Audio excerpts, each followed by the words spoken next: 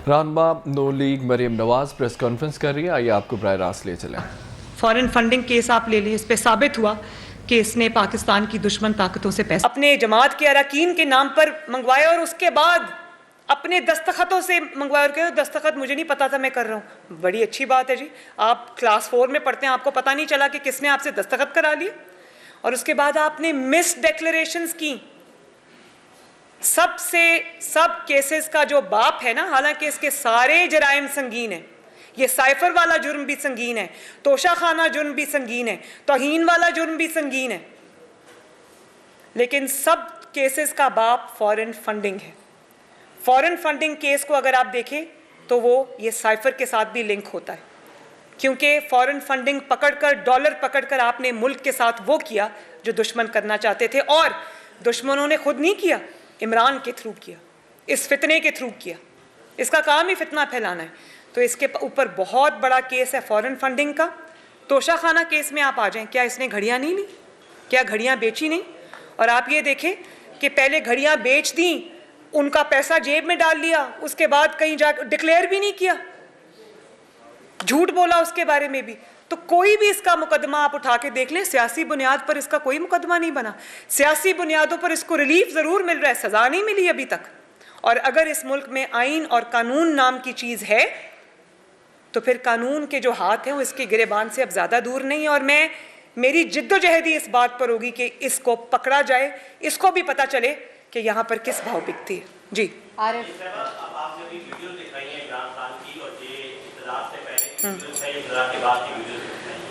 आप लोग भी जब इक़्तिदार में नहीं थे तो इसी तरह की तनकीद दारों पर करते रहे, वो सब भी दर्दों के वापस थे, और इसी तरह नवाज शरीफ उनके ऊपर अपनी तनकीद करते रहे हैं और ये कहते रहे हैं कि हम आपसे पूछेंगे क्या मरीम नवाज ने और नवाज शरीफ ने उन्हीं स्टेटमेंट का भी कोई सरबराह है? क्या मरीम नवाज ने और नवाज शरीफ ने उनसे पूछा कि ये कैसे 2018 का इलेक्शन चोरी हुआ था? दूसरा आपसे सवाल ये भी है, एक मिनट पहले एक सवाल का जवाब देखें। जो बात ये फितना करता है और जो बात हम करते हैं उसमें बुनियादी फ़र्क है, बहुत बड़ा फ़र्क है। आप दो चीज़ों को कंपेयर नहीं कर सकते। नवाज शरीफ साहब क्या कहते थे? नवाज शरीफ साहब ये कहते थे कि आप इस फितने को लेकर आए हैं, इस फितने ने मुल्क की मईशत तबाह की है, इस मुल्क के साथ उसने खेला है। वो जो कहता है ना मैं इस पे सिर्फ खेलना है, तो उन्होंने यही कहा इस मुल्क की तकदीर के साथ उसने खेला है। आज भी जो IMF की शराइत पर हम महंगाई जो हो रही है और जो मईशत का हाल है वो वहीं पर जाता है, उसके सिरे भी इस फितने से मिलते हैं।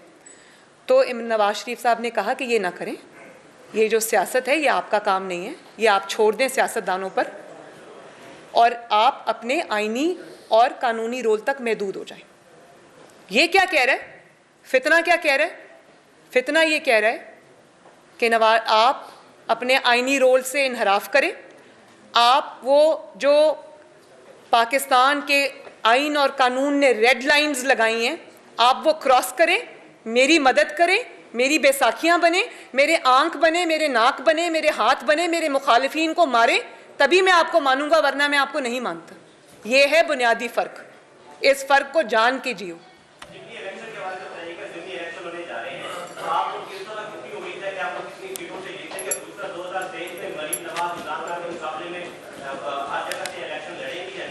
हर जगह से हमारी पार्टी है। नहीं, मेरी बात सुने कि नहीं, मरीम नवाज को पागलों की तरह ये अपने आप को प्रूव करने की क्या ज़रूरत है कि मैं हर जगह से मैं खड़ी हो जाऊंगी?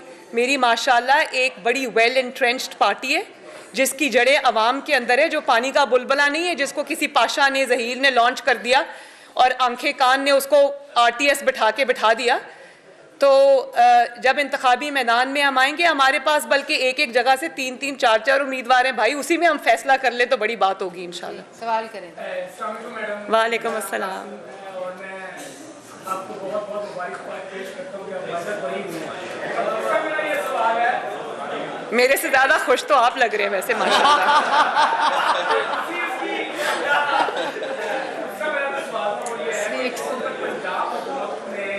हमारे रोजनामा पाकिस्तान और रोज टीवी चैनल के इश्तिहार 2 महीने से बंद किए हुए हैं और प्रेशर डालने का अपने रिपोर्टर पर डाल कि इनको खबरें पसंद नहीं आ रही, और ये पंजाब में अजीब एक रवायत पैदा होती है और अपोजिशन भी पंजाब में इस वक्त खामोश है, कुछ नहीं बोल रही, तो उसके बारे में आप क्या कहना चाहिए कि पंजाब में ये कौन सी हुकूमत बैठ गई है कि जो जिनको कपड़े पसंद नहीं आती और वो कहते हैं कि इनको हिसाब से और शराब भी बंद कर दें? इब्राहिम देखें, पंजाब में जब अदालती हुकूमत आएगी तो वो यही करेगी, अवामी हुकूमत आती है तो वो ये नहीं करती। इसी तरह जब 2018 में इमरान को इंस्टॉल किया गया पाकिस्तान में बतौर वज़ीर आज़म, तो वहाँ पर भी जितने ये पिछले 5 साल में सहाफ़ियों के साथ जितनी ज़्यादतियाँ हुई हैं, जिस तरह उनको गोलियाँ मारी गई, जिस तरह उनको घरों से उठाया गया, जिस तरह उनको तशद्दुद का निशाना बनाया गया, जिस तरह उनको नौकरियों से निकाला गया, जिस तरह चैनल मालिकान को उठाकर नैब में बंद किया गया, उनके खिलाफ मुकदमे बनाए गए, तो ARY के खिलाफ तो कोई मुकदमा नहीं बन रहा। ARY के किसी शख्स को गिरफ्तारी नहीं हो रही, हालांकि होनी चाहिए, बहुत बड़े बड़े जराइम किए उन्होंने। लेकिन जब आप गैर सियासी लोगों को लाके बिठाते हैं अदालती हुक्म के ज़रिए, तो फिर ऐसा ही होता है। मरियम ज़रा देखना क्यों इनके इश्तिहारात बंद है, पंजाब क्या है? हुकूमत ने की। अच्छा, जब ऐसा करते हैं कि जब इंशाअल्लाह ताला मुस्लिम लीग नून पंजाब हुकूमत में वापस आएगी तो खोल देंगे। इब्राहिम इधर अहम इधर से इब्राहिम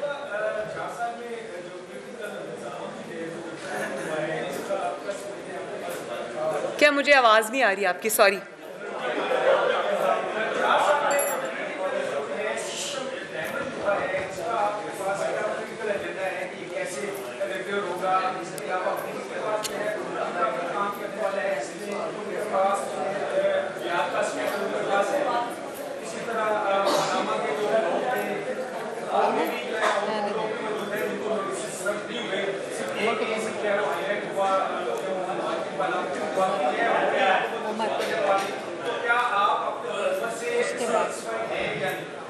नहीं, मैं सेटिस्फाइड नहीं हूँ, मैं सेटिस्फाइड नहीं हूँ।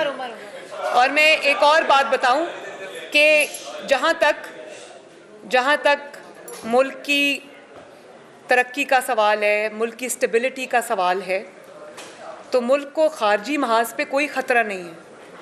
इस मुल्क के अंदर बहुत पोटेंशियल है माशाल्लाह। इस मुल्क को ख़तरा सिक्योरिटी से नहीं है, इस मुल्क को ख़तरा इंस्टेबिलिटी से। और इंस्टेबिलिटी जो है वो पैदा करने वाले अनासिर जब तक सियासत में रहेंगे, जब तक इस मुल्क में फॉरेन फंडेड एजेंट्स को उनको करार वाकई सज़ा नहीं मिलेगी, इस मुल्क में स्टेबिलिटी नहीं आ सकती। और मैं आज एक दावा भी कर रही हूँ कि आप इस फॉरेन फंडेड फितने को, जिसका नाम इमरान खान है, आज आप पाकिस्तान की पॉलिटिक्स से निकाल दें, पाकिस्तान दिन रात तरक्की करेगा, दिन दुगनी रात चौगनी तरक्की करेगा इंशाअल्लाह ताला। क्योंकि इसका एजेंडा फ़र्क है, इसने इस मुल्क को आगे बढ़ने नहीं देना। 5-6 साल से देख लें, मुल्क नीचे से नीचे जा रहा है। तो इंशाअल्लाह ताला इस मुल्क ने आगे बढ़ना ही बढ़ना है, इस मुल्क ने तरक्की करनी ही करनी है। तो वो वक्त भी बहुत जल्दी हम देखेंगे, अच्छा वक्त आएगा इंशाअल्लाह।